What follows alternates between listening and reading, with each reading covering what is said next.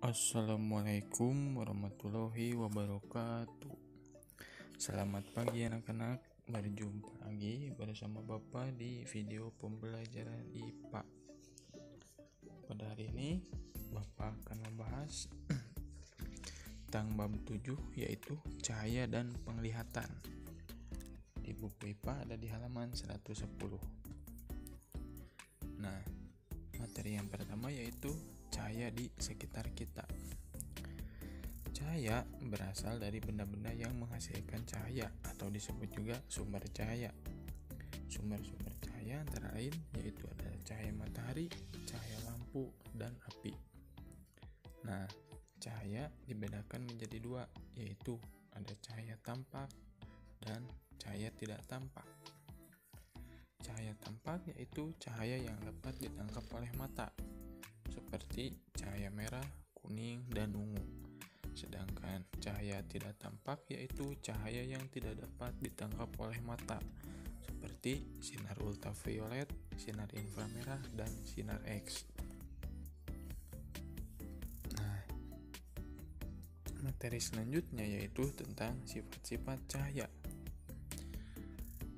Di sini kita perlu memahami 5 macam sifat cahaya, yaitu yang pertama ada cahaya merambat lurus, yang kedua cahaya menembus benda bening, yang ketiga cahaya dapat dipantulkan, yang keempat cahaya dapat dibiaskan, dan yang terakhir cahaya dapat diuraikan.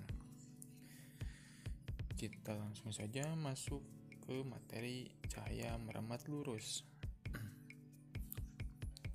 Nah, cahaya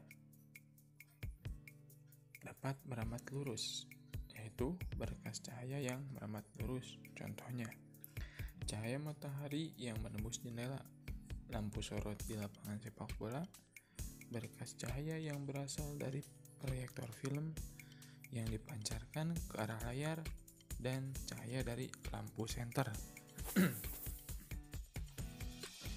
Itu penjelasan tentang cahaya merambat lurus ada di halaman 110. Bisa dilihat gambarnya. Selanjutnya yaitu yang kedua, cahaya menembus benda bening.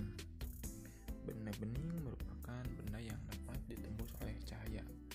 Contoh benda bening adalah gelas kaca, akuarium, dan kaca jendela. Ikan yang ada di dalam akuarium dapat terlihat dengan jelas karena akuarium dan air di dalamnya merupakan benda bening. Adapun benda yang tidak dapat ditembus oleh cahaya disebut benda gelap. Nah, contoh dari benda gelap yaitu ada papan, buku, dan cermin. Benda gelap yang dikenai cahaya tidak akan diteruskan cahayanya, melainkan akan membentuk bayangan. Nah, bisa dilihat contoh gambarnya di halaman 111. Pemantulan baur pada permukaan air yang bergelombang. Nah, di situ ada contohnya ya, anak-anak bisa melihatnya. Selanjutnya yang ketiga yaitu cahaya dapat dipantulkan. Cahaya dapat dipantulkan pada benda-benda yang memiliki permukaan yang mengkilap, seperti permukaan air dan cermin. Pemantulan cahaya dibedakan menjadi pemantulan baur dan pemantulan teratur. Yang pertama adalah pemantulan baur. Jika cahaya mengenai benda yang memiliki permukaan kasar dan bergelombang, hal ini mengakibatkan sudut sinar datang tidak sama dengan sudut sinar pantul, sehingga bayangan benda yang dihasilkan tidak serupa dengan bentuk yang aslinya. Lalu ada pemantulan teratur.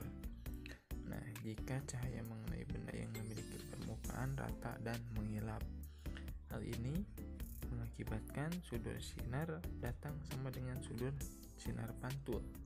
Misalnya pemantulan pada cermin dan permukaan air yang tenang. Nah, ada contohnya bisa dilihat di halaman 111 tentang cahaya yang dipantulkan.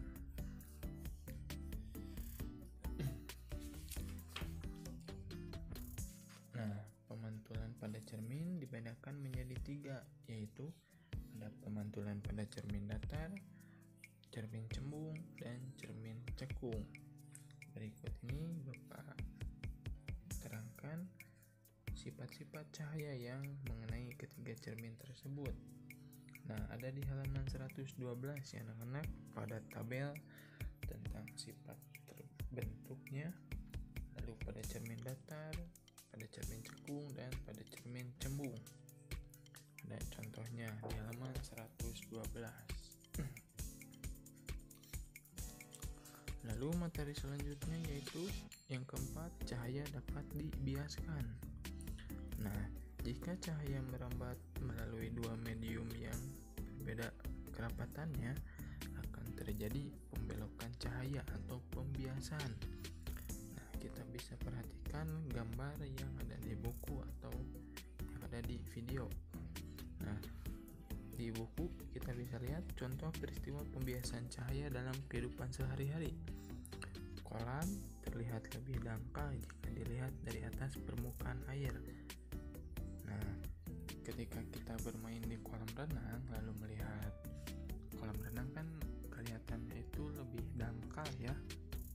Lebih dangkal yang kelihatannya enteng nih, ini kolamnya dangkal. Padahal ketika kita turun ke kolamnya langsung itu kedalamannya pasti tidak sama seperti yang kita lihat ketika berada di atas kolam. Nah, peristiwa ini terjadi karena cahaya dapat dibiaskan seperti itu.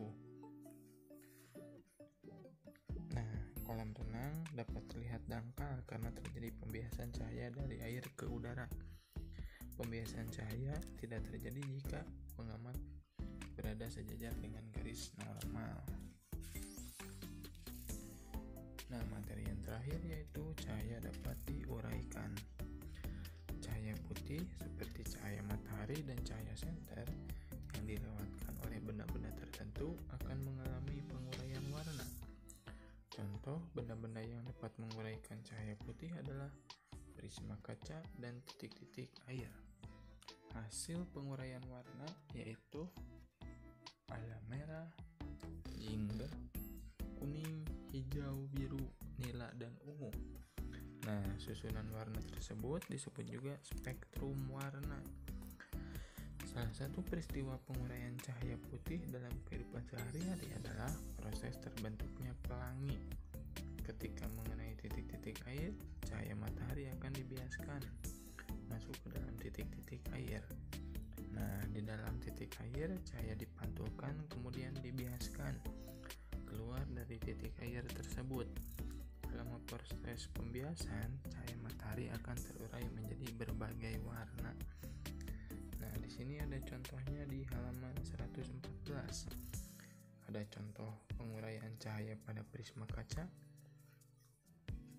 Lalu ada pelangi bukanlah objek nyata yang dapat disentuh maupun diraih. Nah, jadi pelangi itu bukan sebuah objek nyata yang dapat kita sentuh atau dapat kita meraihnya ya atau memegangnya. Pelangi selalu berbentuk lingkaran atau setengah lingkaran karena titik-titik air berbentuk bulat. Nah, karena untuk materi IPA pada hari ini Bapak cukupkan sekian. Mohon maaf apabila ada kekurangan. Dan apabila ada yang ingin ditanyakan, boleh langsung ditanyakan ke wali kelasnya masing-masing. Bapak pamit. Wabillahi taufiq wal hidayah. Wassalamualaikum warahmatullahi wabarakatuh.